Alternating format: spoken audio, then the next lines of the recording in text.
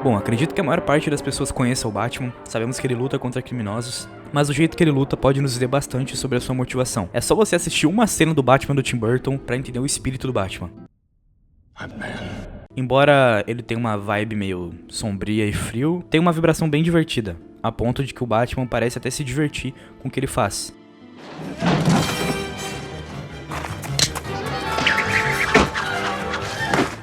Enquanto a versão do Nolan pretende ser um pouco mais realista e séria. Só que o filme faz as cenas parecerem tão lisas que parece até artificial, sabe? Tipo, se você silenciar uma cena do Nolan, vai parecer que eles estão só encenando os golpes pra uma futura cena. E os efeitos sonoros retratam os golpes como impactos suaves, é só você comparar com os sons do filme do Snyder.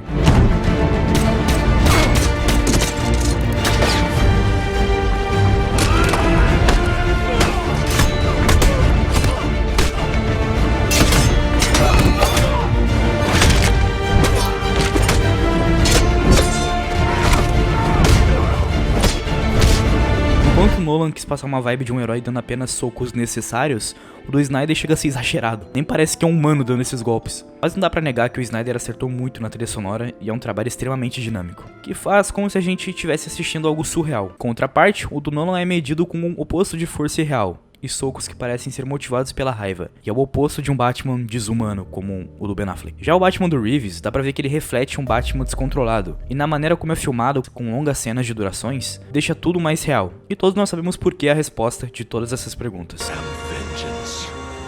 am the Night. I am the Night. I am Batman. Mas como o Batman é apresentado, pode nos dizer como cada filme entendeu o personagem. O Batman de Tim Burton aparece de cima, em uma cena totalmente perfeita, atacando de brincadeira dois criminosos. Ele dizendo "eu sou o Batman" é praticamente uma performance perfeita. Enquanto isso, o Batman do Nolan é apresentado em fragmentos, cenas borradas, close em corpos mortos.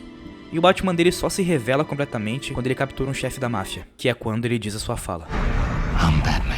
Esse é o perfeito momento em que o Batman é apresentado como uma figura para ser admirada. O Batman do Snyder é apresentado para ser um Batman temido, por isso ele é meio que enquadrado em cenas de terror, claro, em perspectiva da polícia. Os cenários sombrios, com uma atmosfera mais obscura, as cenas que mostram bem o medo que o policial tem do morcego, e quando ele finalmente aparece, é apresentado como uma besta sobrenatural, se escondendo pelos cantos como um monstro. Ele não diz que é o Batman, como os outros, mas deixa sua marca com o símbolo do morcego na pele de um criminoso com ferro quente. É uma impressão totalmente diferente. Se você for parar pra pensar, é como se cada versão fosse uma resposta direta a cada Batman anterior. Então, seguindo essa lógica, um Batman irreal e desumano deveria ser apresentado em situações mais realistas possíveis, como entrar em uma estação cheia de criminosos e depois de espancar brutalmente um homem, ele se apresenta, mas não como Batman.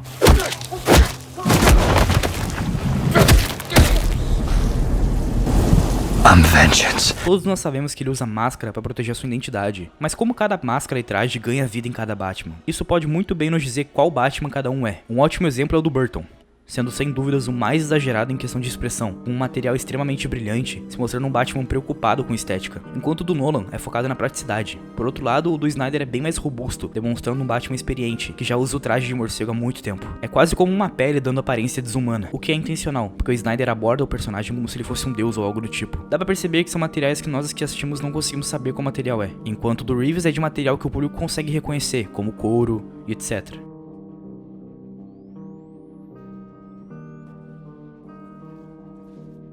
Pensa estar acima da lei. Exato. Quem elegeu o Batman? Fomos nós. Todos nós que ficamos omissos e deixamos a escória controlar a cidade. Mas é uma democracia, Harvey. Quando os inimigos chegavam aos portões, os romanos esqueciam a democracia e escolhiam um homem para proteger a cidade. Não era considerado uma honraria, mas um serviço público. Harvey, o último homem que eles escolheram para proteger a República se chamava César e ele nunca deixou o poder. Tá, tudo bem. Ou você morre herói, ou vive o bastante para ver você mesmo virar vilão. Olha, seja o Batman quem for, ele não quer ser justiceiro o resto da vida. O Batman procura alguém para quem passar a bola. Alguém como você, Sr. Dent? Talvez. Se eu for capaz. Da mesma forma que um personagem permanece icônico, ou é adaptado tantas vezes que chega a ficar chato, com o Batman do Burton você vai ter uma grande abordagem de expressões de extravagância. O do Nolan, por exemplo, vai te entregar uma interpretação onde o Batman é um herói ideal e medido. Ou o do Snyder, que leva a emoção à frente da racionalidade. Eu diria que ele tá quase pra uma interpretação religiosa do Batman. Não por causa das referências bíblicas que tem, mas porque para o Bruce, o Batman é sua salvação. Ele literalmente tem sonhos e que o Batman ajuda ele a chegar mais perto da divindade. Mas com Matt Reeves, Sua abordagem é sobre um Batman que é muito mais focado em um papel de Bruce e Batman na sociedade. Mas não é como se ele estivesse tentando consertar o sistema. É uma versão mais realista, até porque é baseada em questões do mundo real. Vamos falar de cada Batman em específico. Vou começar com o que foi minha introdução no personagem, que é o do Nolan. Todos os valores dele são perfeitamente refletidos no traje. Você pode dizer que a sutileza é a chave do design do traje. O traje dele tem apenas o suficiente para você saber que ele é o Batman, chamando o mínimo de atenção possível, parecendo muitas vezes que ele tá só camuflado na escuridão. Todas as características que fazem ele ser quem ele é são extremamente minimizadas. As cores são totalmente pretas, sem nenhum contraste, as orelhas são pequenas, e a logo é tão sutil que você tem que ver bem de perto para notar, porque não tem contraste no peito dele. Mas acho que uma das coisas mais fundamentais desse traje do Nolan é a maneira de como o filme se esforça para justificar o traje. Provavelmente o Nolan tem a origem mais completa na história dos heróis, não só por cobrir razões espirituais, mas sim mostra o porquê o personagem faz e o como ele faz. Nos filmes do Nolan, ele sente a incrível necessidade de fazer você entender como o mundo e a lógica funciona, o que torna ele totalmente o oposto do Batman antecessor. A versão do Nolan disseca o Batman por inteiro, mostra todos os elementos que compõem o personagem.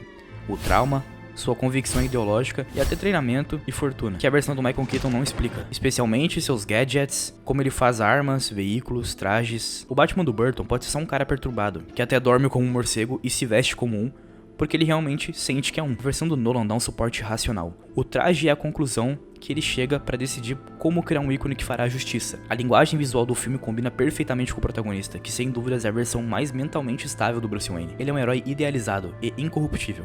Por isso que o design é tão limpo e harmonioso, uma resposta direta ao Batman do Burton. Porque enquanto Nolan fez o filme mais brilhante do Batman, o Burton fez um filme extremamente sombrio. Burton não estava realmente interessado em aprofundar a origem do Bruce. Ao invés disso, ele queria explorar a dualidade entre Coringa e Batman, onde o Batman marca o nascimento do Coringa e vice-versa. Nós temos um Coringa que mata os pais do Bruce e um Bruce que transforma o Coringa no Coringa. O Burton nunca quis fazer a origem do Bruce ser realista, mas sim poética. Burton não fez um passo a passo para você entender como tudo no universo dele funciona. Diferente do Nolan. Ele criou um universo onde é plausível ter um cara vestido de morcego. Os ângulos de câmeras, linhas distorcidas, criam perspectivas dramáticas e exageradas. Naquela época foi a primeira tentativa séria de trazer o Batman pro cinema. Então a ideia era manter a identidade dos quadrinhos, com a sutil diferença de vestir o Batman de preto no lugar de cinza. Uma das coisas que eu gosto nesse Batman do Burton é como o traje dele pode ser arrancado com uma mão, como se fosse uma fantasia, ao invés de uma armadura. Eu gosto da versão do Tim Burton, porque ele sabe que ele não deve ser levado muito a sério. O Batman do Nolan é um Batman ideal, que pensa antes de agir. É quase um debate filosófico. Enquanto o Batman do Burton é sobre origens e emoções. Enquanto o Batman do Nolan decide deixar o Coringa vivo, o Batman do Burton deixa o Coringa cair. Novamente, para o extremo oposto, uma interpretação que, como eu disse, pensar mais no emocional do que no racional. Um Batman onde a emoção supera a razão, se o maior desafio do Nolan é um terrorista, o do Burton é um gangster perturbado, o do Snyder tem uma premissa mais selvagem porque ele tem que enfrentar literalmente um deus, sendo o Batman mais próximo dos quadrinhos, mas eles não têm interesse em explicar como o traje dele funciona. Todos os elementos do filme mostram que esse Batman é um monstro, muito superior a qualquer humano médio, com um traje que destaca bem a musculatura, tipo um espartano. Os filmes todos criam a sensação de que ele é um desumano, até a voz é alterada para deixar ele bem monstruoso.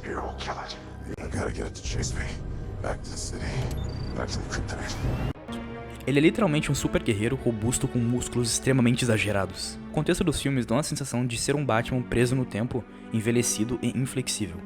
Um Batman que passou por tanta coisa que seu código moral foi corrompido. Mas acredito que a maior diferença seja o mundo que ele vive. Não é um mundo realista igual ao do Nolan, expressionista igual ao do Burton. É literalmente a merda de um mundo de fantasia. É um cara normal, tendo que fazer tudo pra se virar contra deuses. Enquanto o Snyder tentou elevar o seu Batman, enquanto Gotham tá cheia de deuses, o do Matt Reeves decidiu manter o realismo, não igual a do Nolan, mas uma versão que centraliza o Batman em questões do mundo real. É só você olhar para o contexto que o Matt Reeves definiu para a história. Você pode pegar exemplos de vilões desse Batman, que ao invés de terem uma aparência mais colorida, eles têm uma pegada bem mais obscura, como o Charada, que foi baseado em um criminoso da vida real, chamado de Assassino do Zodíaco. Bruce é muitas vezes visto como os monstros que ele captura. Esse realismo também se estende pro traje dele, com uma sensação caseira mesmo, sabe? Como se ele estivesse montando recursos do mundo real, tornando ele muito mais fundamental, se comparando com versões anteriores, nas quais não podemos de fato dizer com quais materiais os trajes foram construídos. Mas no traje do Pattinson você pode identificar o couro do capuz, o tecido de base, o metal, para sua armadura e a borracha para suas articulações. É um traje com uma aparência muito hostil, com texturas metálicas e ásperas. É exatamente por esse motivo que seu logotipo não é amarelo ou cinza, mas sim uma arma metálica enferrujada. E o logotipo diz muito sobre cada Batman. Nesse caso do Pattinson,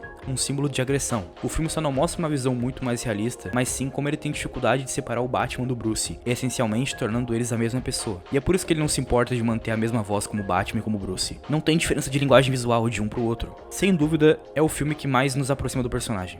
Quero dizer que é o filme que mais tenta nos puxar para a perspectiva do personagem, com cenas frequentes em primeira pessoa, com uma cinematografia objetiva que faz muito mais sentido pro desenvolvimento, como o personagem significa, mostra uma incrível mudança em como ele vê e entende a realidade, porque ele passa o filme todo, em suas palavras, com ações que provocam mais ainda criminosos. E isso só muda no final, quando ele percebe que não pode ser um símbolo de vingança.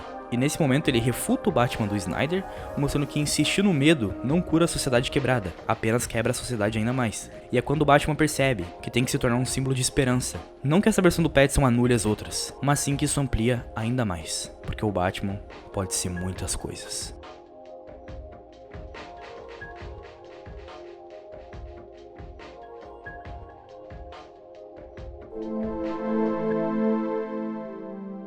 Espero que vocês tenham gostado do vídeo. Se você gostou, dá o like, se inscreve no canal. E é isso. Tamo junto. Tchau.